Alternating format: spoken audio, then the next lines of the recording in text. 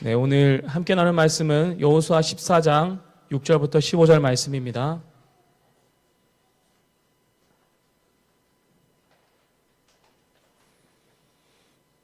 (14장) 6절부터 15절 말씀 우리 한 절씩 제가 먼저 읽고 여러분이 읽는 순서로 같이 봉독하도록 하겠습니다.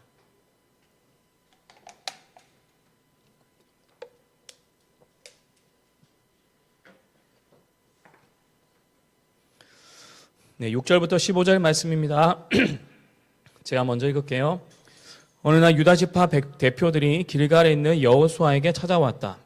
그 중에 그니스 사람 여분네 아들 갈렙이 여호수아에게 이렇게 말하였다. 우리가 가데스 바니아에 있을 때 여호와께서 그의 종 모세에게 나와 당신에 관해서 하신 말씀을 당신도 잘 알고 있습니다.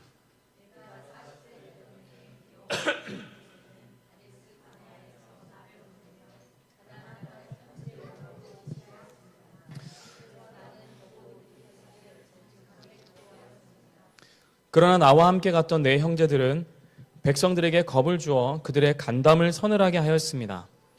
내가 나의 하나님 여호와를 전적으로 따랐으므로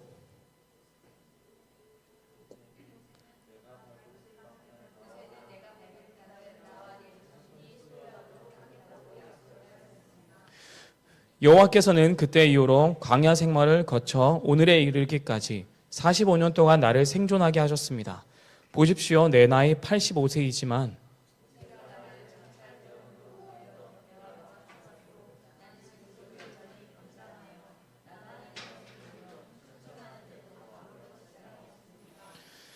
그러므로 내가 정찰 보고를 하던 그날에 여호와께서 나에게 약속하신 이 산간지대를 나에게 주십시오.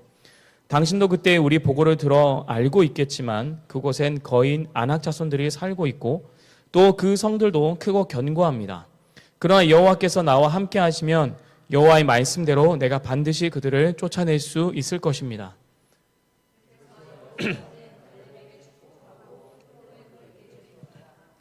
그때부터 오늘날까지 헤브론은 그니스 사람 여분네 아들 갈렙의 소유가 되었다. 이것은 그가 이스라엘 하나님 여호와를 전적으로 따랐기 때문이었다.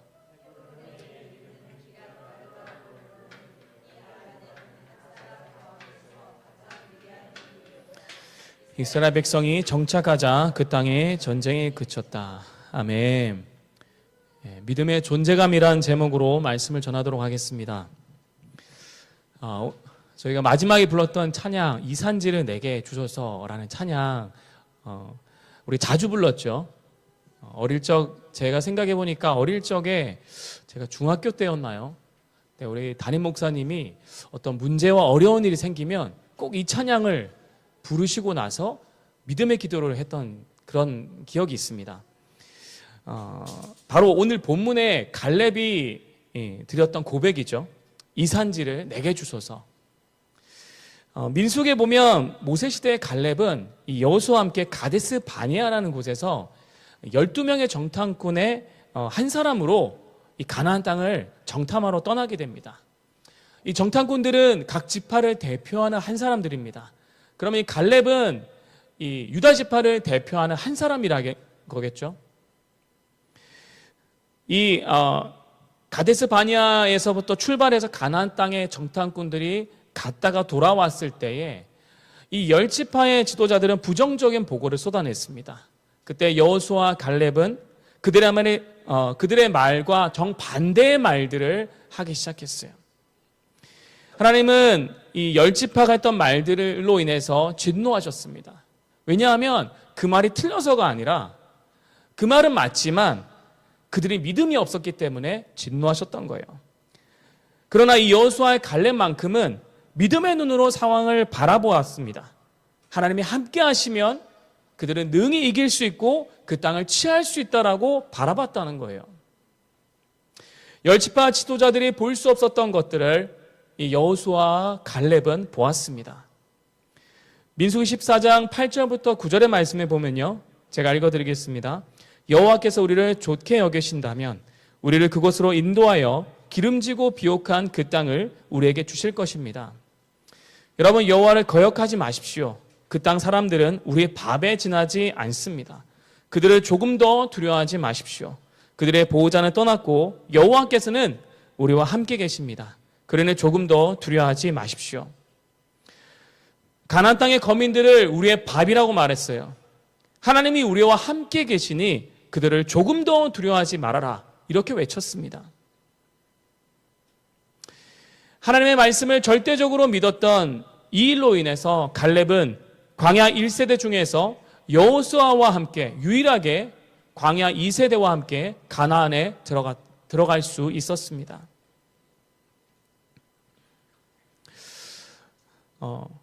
이 갈렙을 우리가 소개할 때 성경은 그니스 사람 여분네 아들 갈렙이라고 소개하고 있습니다.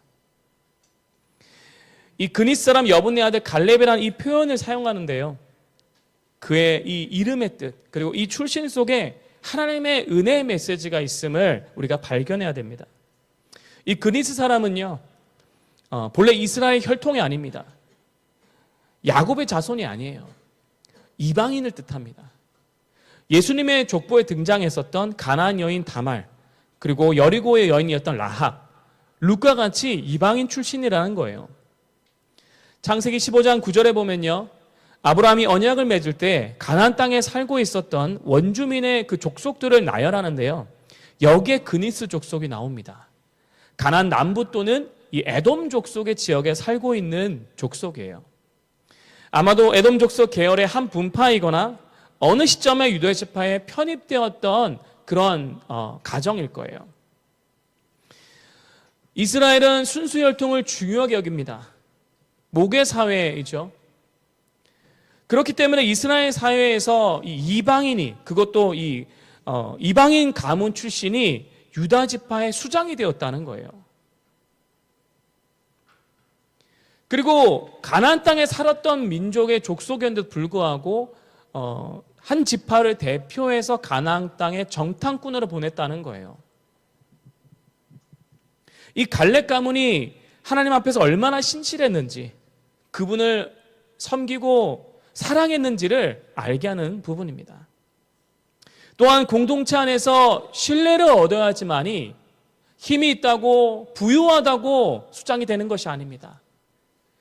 얼마나 큰 신뢰를 얻었는지를 알 수 있는 대목이라는 거예요.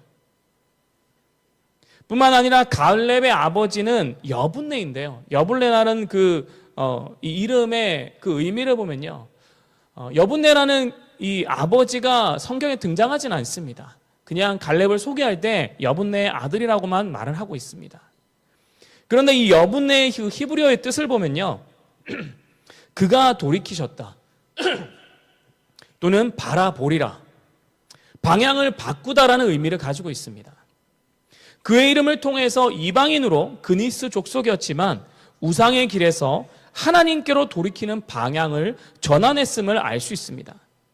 또한 여분네가 하나님만 바라보는 선택을 하여 그의 가문을 이끌었음을 그의 이름을 통해서 알 수 있습니다.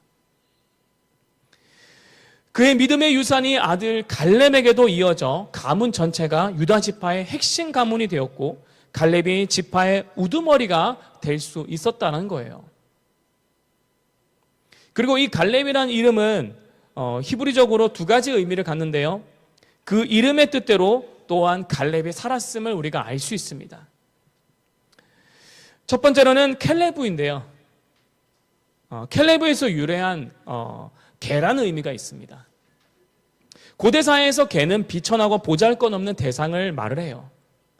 그러나 동시에 주인에게 절대적으로 복종하고 충성하는 동물을 말을 합니다. 갈렙이 가문적으로 이방 출신이죠. 그리고 이스라엘 유다 지파에 속하게 되었지만 또 낮고 비천한 태생을 가지고 있음에도 하나님의 유일한 주인으로 모시고 평생을 충성하며 살았다는 거예요. 그러한 이름을 가지고 있고요. 두 번째로는요, 온전한 마음, 용맹한 마음입니다. 이 갈렙의 이름을 보면요, 합성어라는 것을 우리가 알 수 있는데, 모든 온전한을 의미한 콜이라는 그 히브리어와 마음, 중심, 심장을 뜻하는 레브의 합성어로 말을 할 수 있습니다. 즉 갈렙이라는 그 이름을 합쳐보면요, 마음을 다하는 자, 전심을 다하는 자, 용맹한 심장을 가진 자라는 의미가 있는 거예요. 이름은 존재를 말을 합니다. 히브리어 셴이죠. 하셴이라고 합니다. 그 이름, 그 존재. 그러니까 하나님이 아버지에게 자녀 이름을 주십니다. 그러면 그 자녀의 이름을 가지고 이름을 짓는다는 것은 그 존재대로 살아라는 거예요. 그래서 그 이름 그대로 때로는 비천한 환경 가운데 태어났고 이방인 출신이었지만 전심을 다하여 그 용맹한 심장을 가지고 하나님의 말씀 붙들고 그 평생을 살아왔다는 거예요.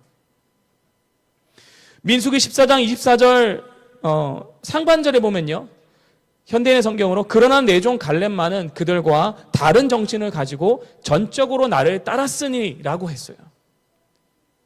다른 정신으로, 전심으로 나를 따랐다라고 하고 있습니다. 하나님은 그렇게 갈렙을 평가했어요. 전심으로, 그 이름 그대로 전심으로 주님을 섬기고 따랐다는 거예요.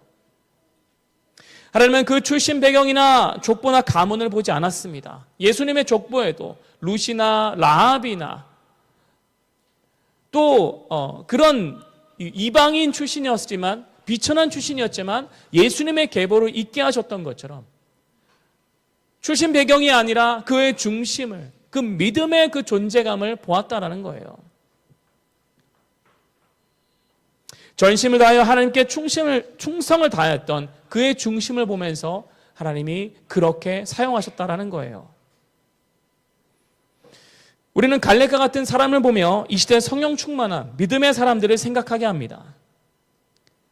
성령님은요, 예수의 영이라고도 합니다. 또한 부활의 영이시며 이 성령 충만한 사람들에게는 생기가 돌고 생명력이 넘칩니다. 그들과 대화하면 힘든 상황이나 복잡한 문제도 단순해지고요, 답답한 상황이나 어려운 상황도 시원하게 뚫리는 듯한 그런 긍정적인 마음이 생기게 됩니다. 우리가 성령 충만한 사람들의 특징을 또한 보면 두려움이 없습니다. 염려와 근심이 사라져요. 태생적으로 두려움이 없는 사람이 아닙니다. 우리는 날마다 그 두려움과 직면하게 되어지죠. 어려움과 직면하게 되어지고 근심과 염려, 세상의 그 유혹들을 사단이 끊임없이 우리를 공격합니다. 하지만 성령 충만함을 그것을 유지하고 그 성령 충만함 가운데 있으면 두려움이 밀려나가고 염려가 밀려나가고 주님의 말씀이 내 삶을 붙들어서 우리가 그 말씀을 의지하여서 믿음으로 전진할 수 있다는 거예요. 우리가 이러한 상태를 또한 샬롬의 상태라고 말을 합니다. 영적으로 평안하고 담대함이 생기고 회복의 역사가 있는 상태, 우리가 그러한 상태를 샬롬의 상태로 갑니다. 그래서 성령 충만한 사람의 그 삶의 열매로 샬롬이 보인다라는 거예요. 그러한 사람들은 절망의 상황 속에서도 하나님을 의지하는 믿음과 소망을 선포하는 갈렙과 같은 모습으로 서 있다라는 거예요. 이러한 충만한 한 분 한 분 되시기를 예수님의 이름으로 축복합니다. 6절 7절의 말씀에 보면요, 갈렙은 여호수아에게 45년 전 모세가 가데스 바냐에서 자신과 여호수아에게 했던 약속을 상기시킵니다. 민수기 14장 24절에 말씀을 다시 읽어보면요, 그러나 내 종 갈렙만은 그들과 다른 정신을 가지고 전적으로 나를 따랐으므로 그가 탐지한 땅으로 내가 그를 인도하겠다. 그의 후손들이 그 땅을 차지할 것이다. 하나님이 이 말씀을 주시고 나서 45년의 시간이 흘렀습니다. 그리고 이 말씀에 따라서 여호수아에게 요구하는 거예요. 12절에 보면요, 그날에 여호와께서 말씀하신 이 산지를 내게 주소서. 내가 정탐했었던 그 땅을 저에게 주십시오. 가나안 땅에서도 가장 강하고 취하기 어려운 땅이었습니다. 그 땅을 달라고 하고 있는 거예요. 40세에 가나안 땅을 정탐하고 성실하게 보고했었던 다른 정탐꾼들이 백성들의 간담을 녹는 두려움에 떨게 만들었던 그 보고와 다르게 하나님께 믿음의 고백을 들으며 하나님의 말씀이라면, 하나님이라면 능히 그것을 취하실 수 있습니다. 저도 우리의 밥입니다라고 충성되게 고백했었던 그때의 고백을 강조하며 여호수아에게 그 땅을 우리의 유다 지파에게 주소서라고 그렇게 말하고 있다라는 거예요. 여호수아는 하나님의 명하신 대로 여분네 아들 갈렙에게 축복하고 헤브론을 그에게 주었습니다.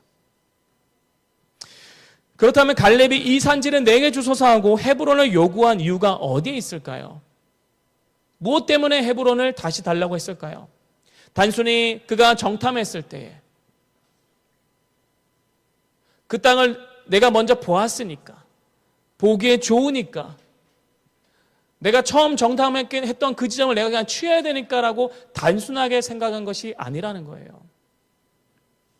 여러분, 헤브론이라는 것은요, 히브리어로 동사 하바르에서 유래한 이름으로 사전적으로 연합과 동맹, 우정, 친밀함을 의미합니다. 즉 헤브론이라는 것은요, 하나님과 동행하며 누리는 깊은 교제의 장소입니다. 믿음의 조상 아브라함이 롯과 결별하여서 마무리 상수리 숲을 근처에 있었던 헤브론으로 장소를 옮깁니다. 그의 터전을 옮겨서 이 헤브론에서 했었던 그의 첫 번째 행동은 여호와를 위하여서 제단을 쌓았던 거예요.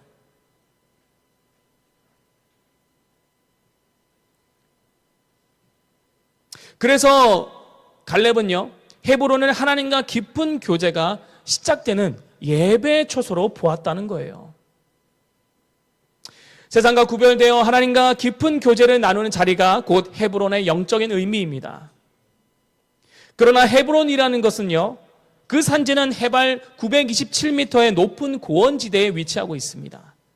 그곳에는 아낙 사람 중에서 가장 큰 사람들이 있는 곳이에요.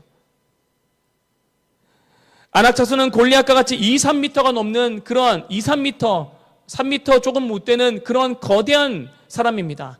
단순히 우리 지금처럼 키만 큰 사람이 아니에요. 굉장히 몸집도 크다고 말하고 있습니다. 전쟁에 능하고 싸움에 능한 자들입니다. 그 성읍은 크고 견고하여서 말 그대로 쉽게 함락하기 어려운 곳이었습니다. 헤브론을 요구할 대상이라고 말하기보다 오히려 기피할 만큼 악조건을 갖춘 곳이라는 거예요. 아무도 선택하지 않는 곳, 마음속으로 가기를 주저하게 되는 자리, 내 능력의 한계를 알기에 시도조차 두려운 그곳이 바로 우리의 헤브론입니다. 하지만 그렇게 거칠고 위험하며 힘겨운 지점은 사실 하나님과 가장 깊은 친밀함에 시작되는 은혜의 장소입니다. 나의 무력함을 깨달을 때에 비로소 그 어느 때보다 주님을 갈망하고 붙들고 온전히 의지하게 되기 때문입니다. 갈렙에게 헤브론은요, 단순히 영토 확장이나 가장 좋은 땅을 취하겠다는 욕심의 장소가 아닙니다. 신앙의 선조들이 하나님과 깊은 교제를 나누었던 영적 고향과 예배 초소를 회복하려는 거룩한 열망이었습니다.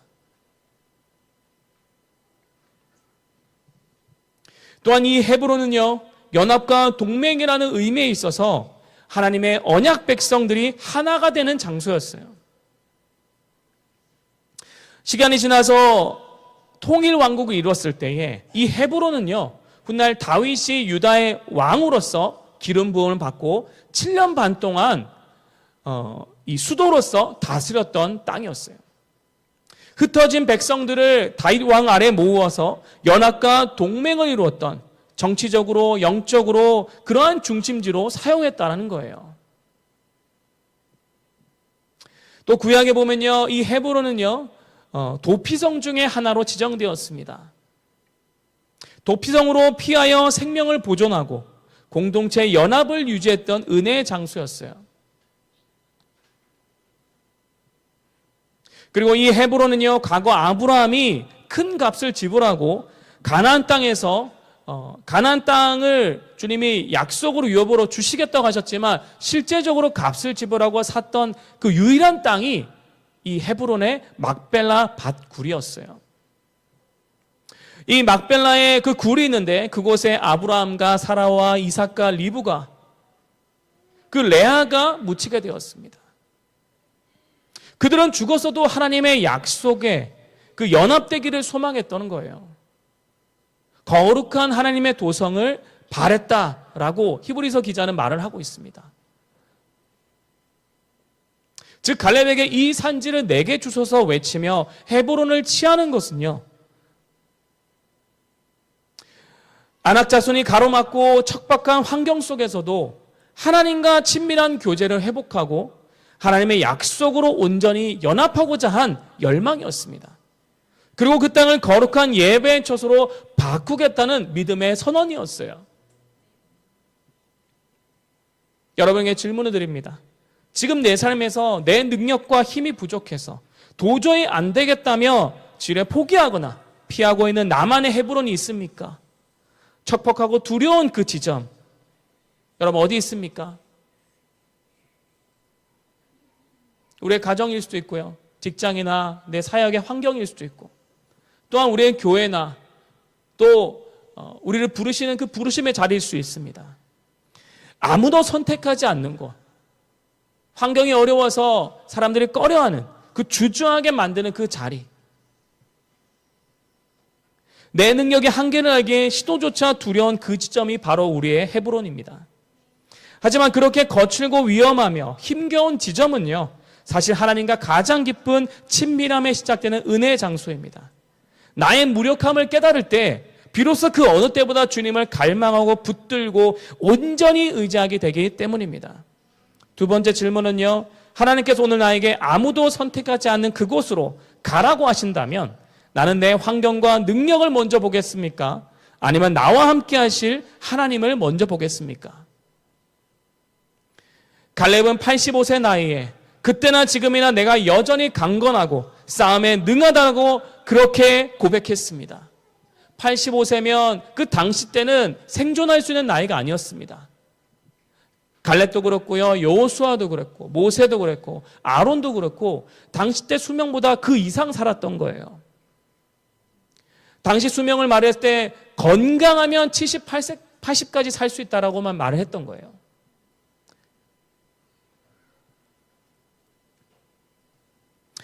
이런 나는 여전히 강건하고 싸움에 능하다고 말했던 것은 그런 자신을 과시하고자 했던 것이나 자신의 체력이 지금도 여전히 강하다라고 말했던 그런 과시욕이 아니었어요. 갈렙의 육체적인 그 강건한 이면에 흐르는 것은요, 철저하게 하나님을 의지하는 믿음이었어요. 45년 동안 광야와 전쟁 속에서 갈렙이 생존했습니다. 이건 하나님의 전적인 은혜였던 거예요. 광야 1세대가 다 광야에서 죽었잖아요. 그것을 눈으로 목격하였고, 자신과 여호수아가 생존하여서 가나안 땅에 밟는 그 현실 가운데서도 이건 하나님의 은혜구나. 하나님이 나를 붙들지 않았다면 나에게 내 인생에 주님이 하신 일들이 끝나지 않았기 때문에 내가 생존하고 있는 것이구나. 여러분 믿으시기를 축복합니다. 우리가 지금 생존하고 있는 것은요, 나를 통해서 하실 하나님의 일이 끝나지 않았기 때문에, 여러분이 부르심이 끝나기 전까지는 주님이 부르시지 않으세요. 죽음을 보지 않는다라는 거예요. 물론 믿음이 없어서 주님의 길에 떨어져 나갈 수도 있겠죠. 하지만 믿음의 사람들이라면, 최소한 여러분이라면, 그 믿음 안에 서 있다면 하나님의 그 부르심이 끝날 때까지 주님이 저 하늘로 부르시지 않는다라는 것을 믿으시고 믿음으로 전진하시기를 축복합니다.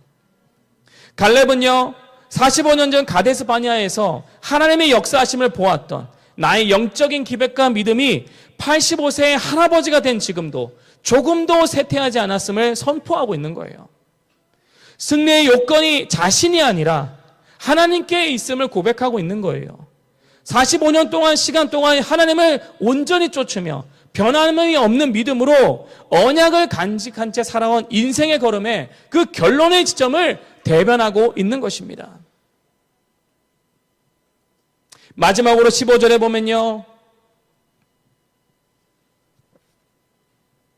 제가 읽어드릴게요. 헤브론의 옛 이름은 기럇 아르바라고 불렀는데 이 아르바는 아낙 사람 가운데 가장 위대한 인물이었다. 이스라엘 백성이 정착하자 그 땅에 전쟁에 그쳤다. 아낙 사람 중에 가장 큰 인물이 살고 있던 곳이라고 합니다. 그곳의 대적을 몰아내고 갈렙과 유다 지파가 정착하자 어떤 일이 생겼다고요? 그 땅에 전쟁이 그쳤습니다. 지난 시간과 동일하게 전쟁이 그쳤다는 선언을 하고 있어요. 우리가 샤카트라고 하죠. 샤카트의 은혜가 갈렙이라는 그 한 사람과 유다 지파가 헤브론에 머물게 되니 그 땅에 전쟁이 그치고 멈추게 되었다는 거예요. 이 샤카트와 샬롬을 한 번 더 설명드리고 싶습니다. 이 히브리어 샤카트는요, 조용하다, 평온하다는 뜻으로 전쟁에 그치고 대적의 침략이나 소동이 멈춘 상태입니다. 즉 외부적인 것을 말해요. 외부적인 환경이 평온해진 것을 말을 합니다. 반면에 샬롬은요, 단순히 전쟁이 없는 상태를 넘어서 완전함, 온전함, 회복의 상태를 말을 해요. 하나님과 그리고 이웃과의 관계가 온전히 회복되어지는 것을 우리가 바로 샬롬이라고 말을 합니다. 그래서 샬롬은요, 삶의 폭풍우가 치고 문제가 산더미처럼 쌓여 있을지라도 우리의 내면 깊은 곳에서부터 누리는 근본적인 평안을 말을 합니다. 이 두 평안은요, 서로 깊이 연결되어져 있습니다. 첫째는 샬롬이 있어야 진짜 샤카트의 은혜가 임할 수 있습니다. 하나님과 친밀한 관계를 누렸던 갈렙이 헤브론을 취함으로 온전한 샬롬을 누렸을 때에 유다 지파에는 외부적인 환경이 아무리 흔들려도 요동하지 않는 진정한 샤카트의 평안함이 유지되었다는 거예요. 전쟁이 그치게 됐던 겁니다. 둘째, 샤카트는 샬롬을 돕습니다. 외부의 환경이 샤카트로 평온할 때 우리는 비로소 내면을 돌보고 관계로 회복하는 샬롬의 자리로 들어갈 좋은 기회를 얻게 된다는 거예요. 갈렙과 유다 지파의 믿음의 선배들이 치열한 전쟁을 끝내고 그 샤카트의 평안함을 가져왔을 때 다음 세대와 그 백성들은 비로소 하나님과 이웃을 향해 샬롬을 회복할 소중한 기회와 환경을 맞이할 수 있었습니다. 말씀을 맺겠습니다. 오늘도 우리는 그 선택의 지점에 서 있습니다. 우리는 쉽고 편안한 길을 가지 말고 하나님은 우리 위해 예배하신 헤브론을 선택해야 됩니다. 그리하면 우리의 미래가 바뀌게 될 것이에요. 주님이 함께 하시면 척박하고 힘든 헤브론을 정복하는 믿음과 힘을 주시며 그 지점이 하나님과 샬롬이 회복되는 그 친밀함의 장소가 됩니다. 또한 우리가 그렇게 친밀한 장소를 만들 때에 누군가는 여러분의 가정이나 여러분의 교회나 직장이, 공동체가, 여러분의 가족이 샬롬을 회복할 수 있는 샤카트의 그 은혜 속으로 그 장소로서의 그 샬롬을 회복할 수 있는 그 지점으로 갈 수 있다라는 거예요.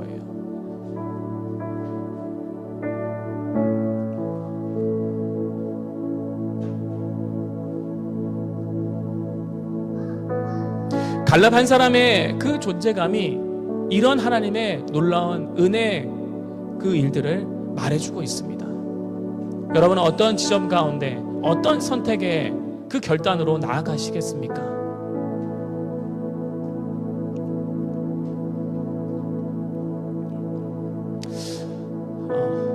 지난주 목요일날 토크로 이제 저희 사역에 대해서 녹화를 통해서 이제 소개하고 또 주시는 마음을 나누는 그런 시간들이 있었습니다. 그런데 하나님께 질문을 했어요. 지금 이 시점에 과연 이것을 녹화할 의미가 있을까요? 사역이 마치 멈춘 것 같고 지금 뭔가를 할 수 있는 그런 지점이 아닌데, 물론 우리에게 남겨진 아이를 주셨고 또 그룹홈이 맡겨주셨지만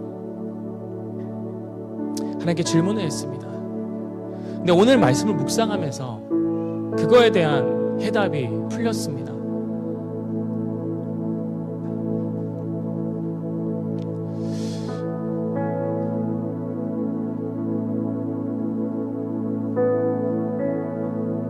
무언가 잘 되고 있고 자랑할 요소가 있다면 오히려 더 당당했을 것이고 내 힘을 의지했을 것인데,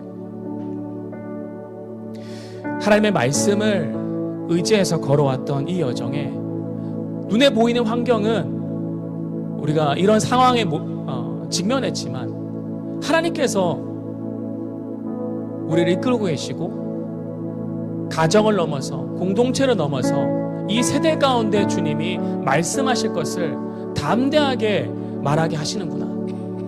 이 말씀을 통하여서 주님이 이 세대를 세우기 원하시는구나라는 그런 마음이 들었습니다. 그래서 제 안에 있었던 그 두려움과 염려들이 이렇게 미뤄져 나가는 것을 경험하게 되었어요. 우리의 환경에 눈에 보이는 그 결과물로 우리가 당당할 수 있는 것이 아니라 과정 가운데 함께 하시는 그 주님으로, 또 우리가 해야 될 그 다음 지점이 있기에 우리가 믿음으로 나아가는 것이구나라는 것을 생각하게 되었습니다.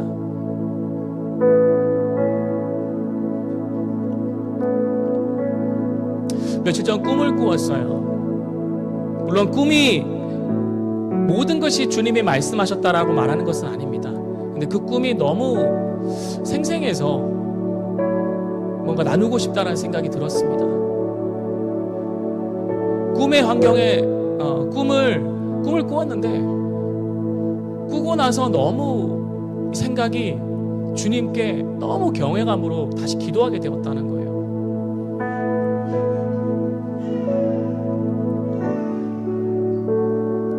꿈의 배경은 천녀왕국이었습니다. 1시간 꿈을 꾸고, 1시간인지 모르겠는데 꿈을 꾸고 깨어나서 막 기도하다가 다시 꿈에 들어갔는데 또 그 지점에 가 있는 거예요. 꿈의 시작은 절망에서 시작했었어요. 그런데 천녀왕국, 물론 제가 들어가겠다라고 예정론을 말하는 것이 아닙니다. 그 내용을 좀 집중해서 여러분에게 나누자면, 그 지점에서 제가 찾고 있었던 사람들이 있었어요. 그래서 그 천녀왕국에서 주님께 계속 물었습니다. 이 사람은요? 저 사람은요? 저에게 제일 궁금했었던 건 저희 아이들이었습니다.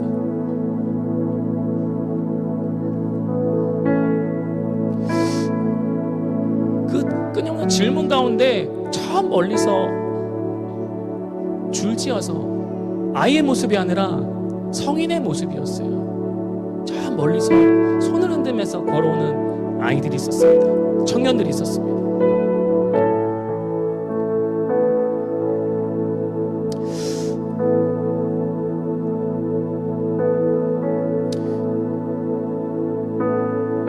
꿈을 꾸고 나서 또 주님께 기도하기 시작했습니다.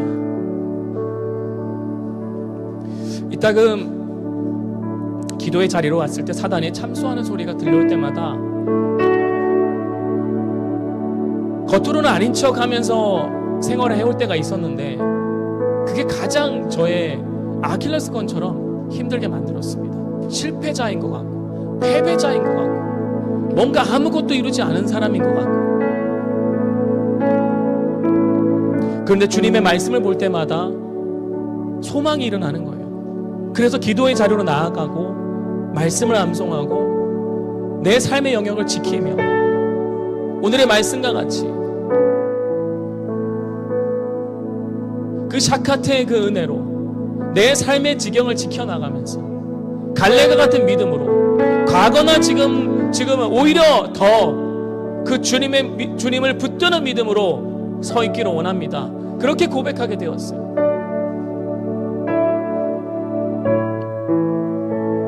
여러분 삶은 어떻습니까? 우리는 그러한 선택의 지점에 서 있습니다. 우리의 환경과 상황이 아닙니다. 아무것도 없을지라도 주님 한 분만 계시며 성령 충만한 그 한 사람이 복음의 말씀으로 무장되어졌을 때에 사단은 두려워 떤다는 거예요. 견고한 성읍도 취할 수 있고 세상을 변화시킬 수 있는 그 믿음의 사람이 한 사람이 있을 때에 세상에 소망을 줄 수 있고 이 시대를 변화시킬 수 있고 하나님의 나라가 임할 수 있다는 거예요. 여러분, 그런 한 사람 한 사람 되시기를 축복합니다.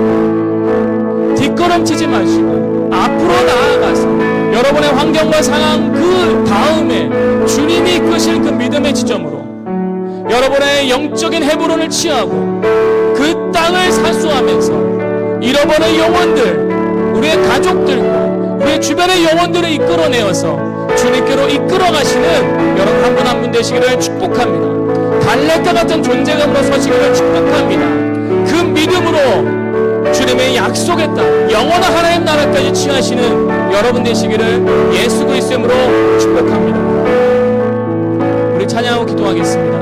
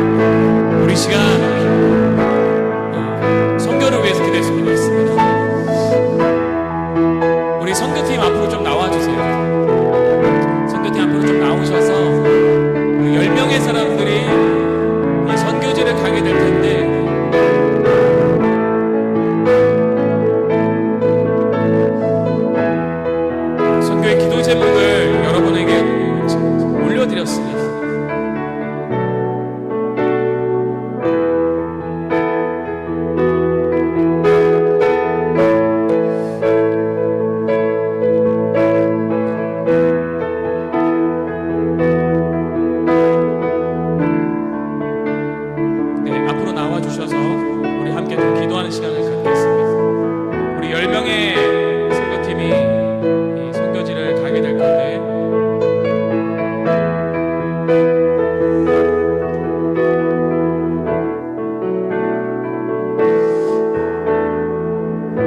(6월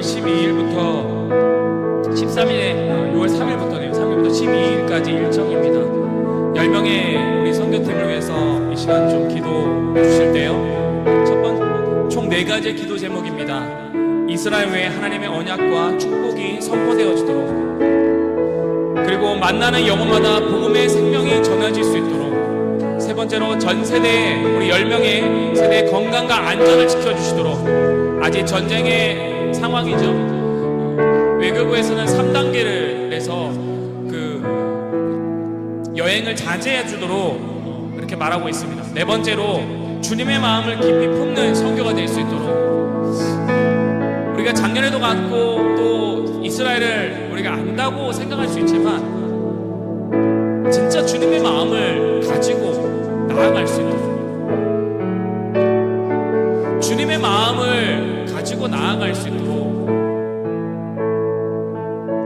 이 시간 우리가 정말 이 선교팀을 위해서 기도했으면 좋겠습니다. 이 4가지 기도의 제목을 가지고 이스라엘 선교를 위해서 우리 함께 주여 외치고 기도하겠습니다. 주여!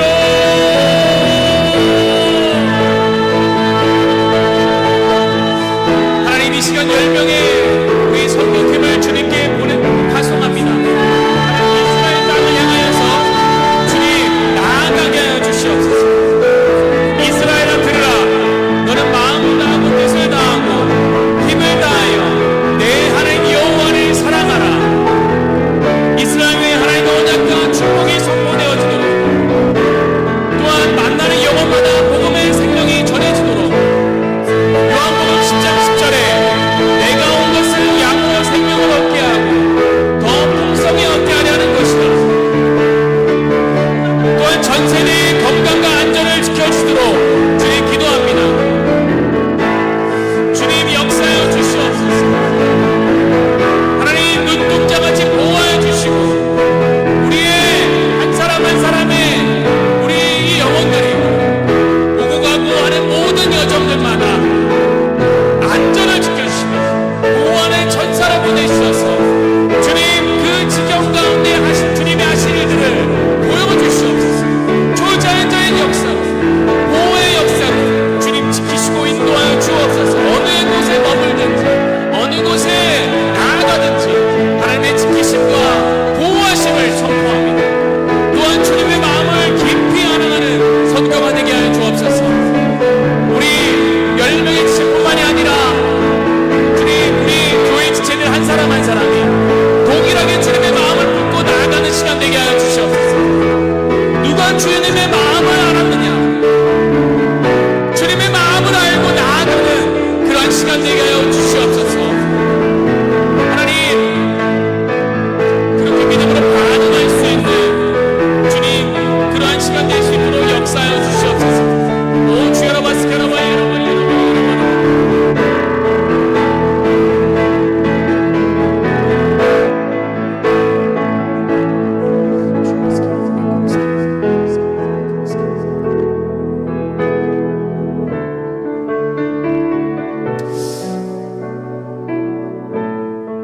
우리 교회 지체들 중에서 대표하여서 한 분께서 우리 이스라엘 선교팀을 위해서 믿음의 선포를 해주셨으면 좋겠습니다. 마음 주시는 한 분이 믿음으로 선포해 주십시오.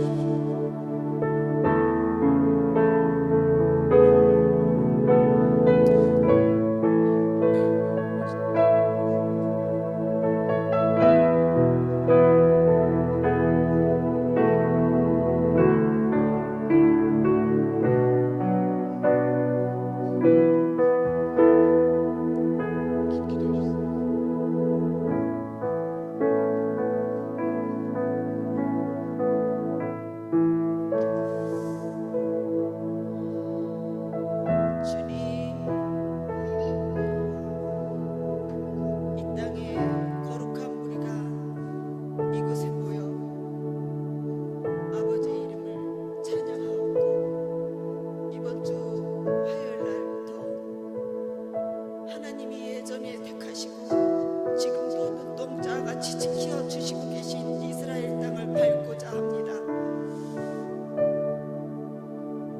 우리의 발걸음이 여호와 나의 하나님께서 약속하신 거룩한 땅을 그 발걸음들이 갈 때에 아직도 예수를 알지 못하는 유대인들에게 예수를 바르게 선포할 수 있도록 능력으로 함께하여 주시옵소서. 그 땅이 한날에 주님, 내가 기다렸던 메시아가 예수였구나 선포하며 그들 입술에 고백이 터질 때에 주님 오신다 하였습니다. 주님 한날에 이루어진다 하였습니다. 그 일들을 이루기 위하여 이 적은 무리가 떠납니다. 하나님, 이 10명의 생명들을 하나님 책임져 주시옵시고 한 사람 한 사람 속에 성령 충만케 하여 주시고 이 입술들을 통하여서 그 땅에 예수만이 선포될 수 있도록 주님 도와주시옵소서. 이스라엘을 축복하는 자들 하나님이 축복하신다 하였습니다. 주님, 우리나라가 아버지와 너무나도 연약하여서 아직 알지 못하여서 주님이여 잘못되어져 가는 부분들이 있습니다. 우리를 먼저 깨우셨사오니 우리가 주님이여 일어나 외칠 수 있도록 선포할 수 있도록 주님 도와주시옵소서. 어린 생명까지 갑니다. 너무 어린 아이들이 갑니다. 하나님, 우리는 주님 앞에 맡깁니다. 하나님께서 모든 안전을 책임져 주시옵소서. 아프지 않게 하시고 어린 생명들 그곳에서 그 깨끗한 심령 속에 주님이여 이스라엘을 걷고 돌아올 수 있는 귀한 생명들 될 수 있도록 주님 도와주시옵소서. 남아있는 저희들 주님이여 이들을 위해 끊임없이 기도하며 하나님을 경배할 수 있는 시간들로 주님 그 시간들을 맺고 갈 수 있도록 남은 우리의 교인들도 성도들도 붙들어 주시옵소서. 떠나는 날부터 돌아오는 그 시간까지 여호와 나의 하나님만을 높이며 예수 그리스도만을 선포하며 성령님께서 온전히 인도하여 주실 줄 믿습니다. 주님 사랑합니다. 여호와 나의 하나님을 높여드립니다. 찬양합니다. 예수 그리스도의 이름으로 감사하며 기도하옵나이다.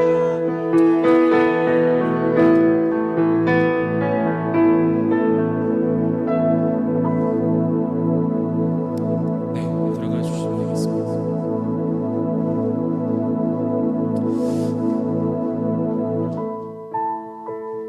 기도하겠습니다.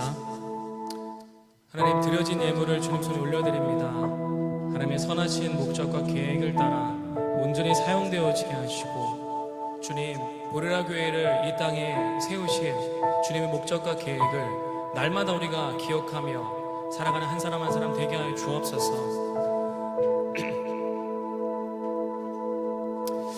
지금은 우리 구주 예수 그리스도의 한량없으신 은혜와 하나님의 사랑과 성령의 감화 감동 교통 충만케 하심이 갈렙과 같은 그러한 존재감으로 하나님이 창조하신 그 목적과 계획 가운데 각자를 지으신 우리의 인생의 그 헤브론을 믿음으로 취하는 한 사람 한 사람으로 오늘 이 자리에서부터 일어나서 전진해 나가자 결정하는, 오늘 고개 숙여 기도하고 예배하는 이 무리들 가운데, 또한 우리의 형제교회들 가운데, 열방의 수많은 믿음의 증인들 가운데, 그 가족 위에, 그 사역 위에 지금으로부터 영원 무궁토록 함께 하시기를 간절히 축원하옵나이다. 아멘.